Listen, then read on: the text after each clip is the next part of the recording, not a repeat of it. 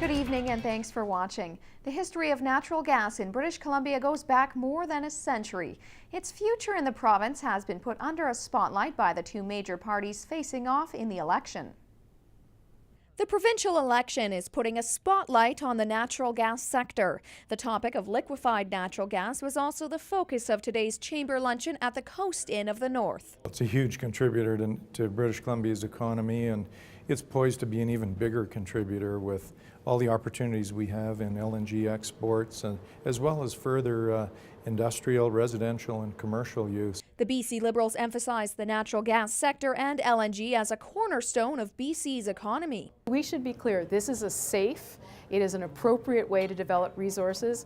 There is a globally competitive market, and in fact, it's a foot race. Other countries are trying to get into this market. We have the advantage of being well prepared. We've got billions of dollars of investment just waiting.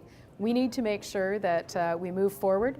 The BC NDP has pointed to two changes which could affect the industry. The first is an expanded carbon tax to include venting emissions from oil and gas operations.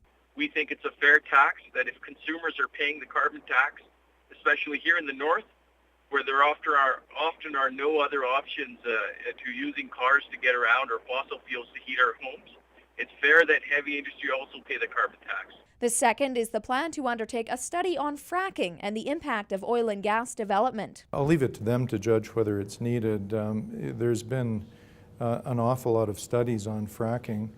We've been fracking wells in British Columbia for decades, and it's been safely done. But political analyst Marshall Smith wonders if both major parties are missing the mark.